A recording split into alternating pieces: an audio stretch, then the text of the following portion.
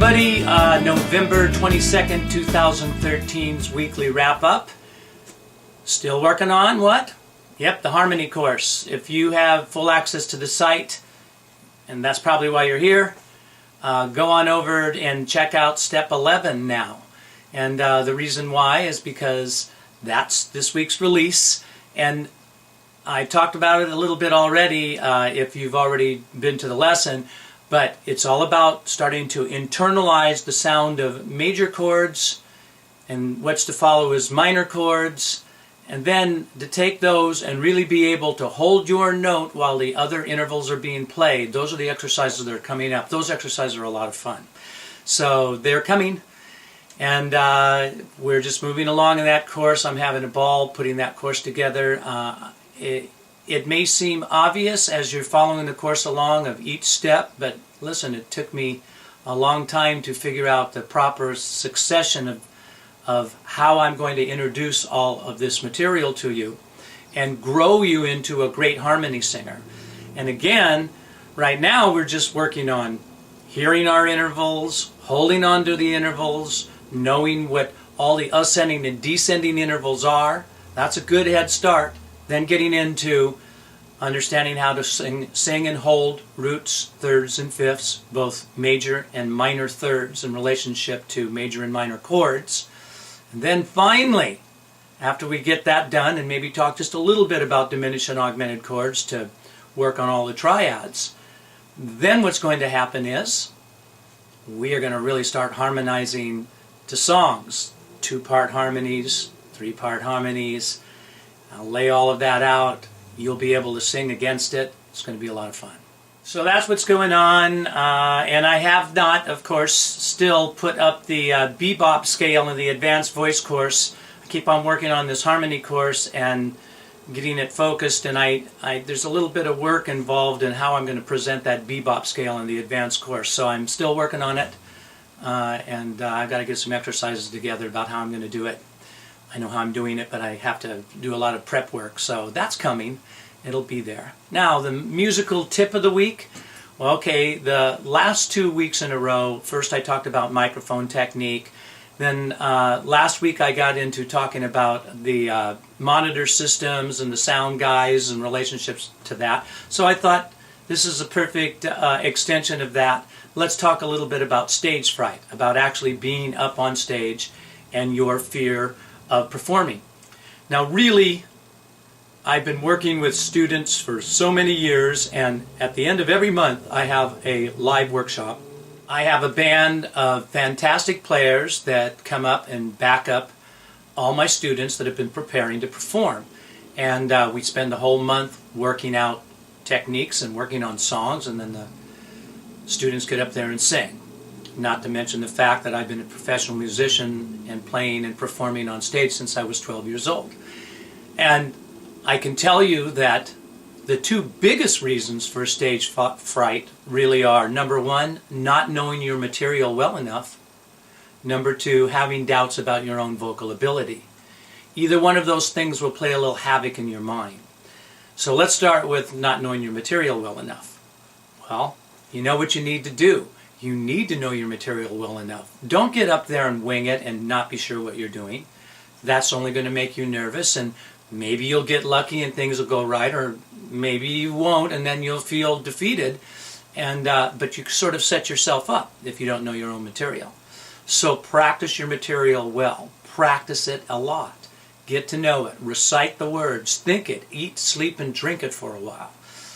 Whenever I get in a new musical situation, that's what I have to do. Meaning if I join a new band and I have to learn their song list, or when I did the Frank Sinatra thing for a year and I had to learn all of these Frank Sinatra songs, or when I got together with one of my buddies, Frank, and suddenly we were doing all of this Everly Brothers stuff. I had never done Everly Brothers stuff before I got involved in doing that. So I had to learn all those songs. And you've got to know your material is what I'm saying. And the only way to know your material is listen to it a lot. What I like to do when I'm learning a new song is, because I use the technology now, meaning I will take the song that I'm learning and I will make multiple recordings of the exact same song, burn it on a recording device, an iPod, put it in your iPod, or burn it on a CD and stick it in the car, drive around and listen to it a lot. Just let that same song happen over and over and over again. Live that song until you just really have it down. Not only will you have the actual words down, but you'll sort of have the performance together. Now for me, because I'm doing a lot of recording, lots of times, I will actually record a new song that I'm working on, get it and play around with it a little bit and figure out things with the melody line with that song, and then I'll make multiple recordings of that, of myself singing it, and listen to myself and how I phrased it. And after a while, I've just got that very, very strong in my mind. So let's address the second possibility for stage fright. Some lack of your own confidence in relationship to your own vocal ability. Well, that's what I'm here for. Voice lessons. Keep practicing your voice lessons. Improve your skill. Get good at bringing that air through your vocal folds without putting too much tension on it. Get good at keeping your larynx balanced and not activating the swallowing muscles underneath your chin. Practice, hum melody lines. Get good and ingrain that song in you until you just feel completely confident about performing it. So I'm sure there's somebody out there listening to this thinking, you know what? When I'm by myself and I'm singing, I sing great. I do really, really well, but I cannot do it in front of people. And again, the answer there is you have to sing more in front of people. That's why I have that monthly workshop. I've had students who start with me at a young age. They come once a month and they perform, and after a while they get more and more comfortable with it. And pretty soon they're really performing. So you got to take your advantages where you can, meaning maybe you can find an empty stage somewhere and just walk on it.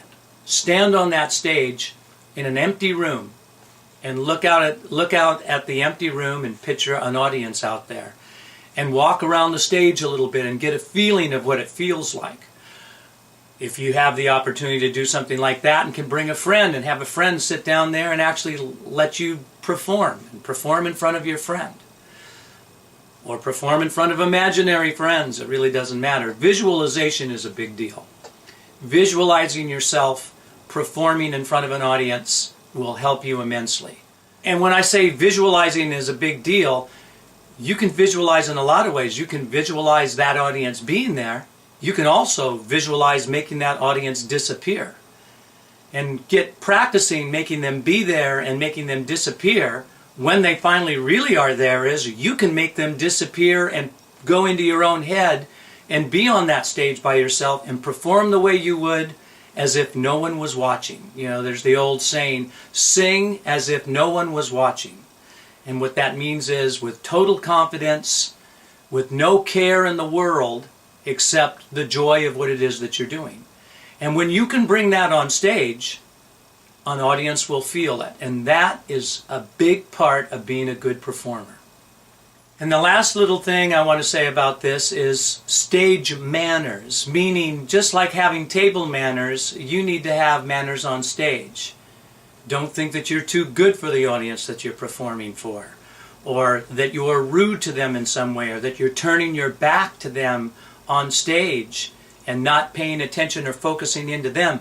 Even though there may be 5,000 people out there or 4 people out there in some club at the end of the night, it's still you and them having a communicating with each other. And just like anybody else in your life that you're communicating with, if you treat them well, you're going to get a good cause and effect, and if you don't, you're going to get that cause and effect. So stage manners means lots of things. For instance, I was saying that maybe you could get on a stage somewhere and practice when there's nobody around. Well, make sure that you ask permission to get on that stage before you do that.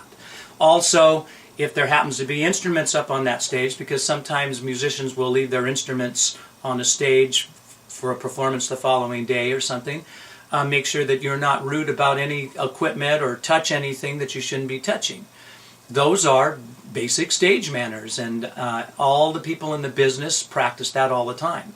One of the reasons, for example, if you're at a club and maybe there's a band playing and you want to come up and perform with the band and you ask If, hey, could I come up and sing a song on a break? You talk to somebody in the group, and they'll either say, yeah, sure, or they'll say, no, I'm sorry, we don't do that.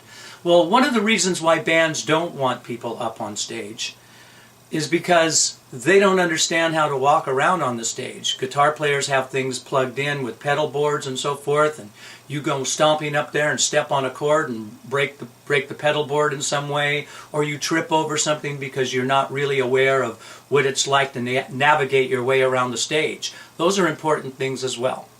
Now, people who perform all the time, they get very, very used to it. It's like their territory, their land. Now, if a band does ask you to say, yeah, sure, the first question they're going to ask you is, well, what song do you want to do? And the second question they're going to ask you is, what key is that song in? So you need to know those things as well. You need to know your material well. You should know what key you're singing all of your songs in. Keep a little card. These days with iPhones, you could keep all the information on your iPhone in some way, or on an iPad, whatever, or write it on a little card and stick it in your wallet, just the name of the song and the key that the song is in. So then when you run into one of those situations, you're prepared and ready to go. So anyway, I have great passion for this subject, obviously, and I really love that I have this venue here to be able to organize and put all my material together in a very organized way that's really a lifetime of study in all of these different subjects. I'm probably as excited or more excited about getting these things on the website than anybody else who's watching it. So with that said, hope to see you again next week. Check out the Harmony course. If you're on YouTube, I hope you can feel my passion. It's not just about somebody trying to sign up for something so we can make some money. It's really, really my honest approach towards teaching people how to learn the things that I've learned all my life and pass that information on. So, totallyvocals.com.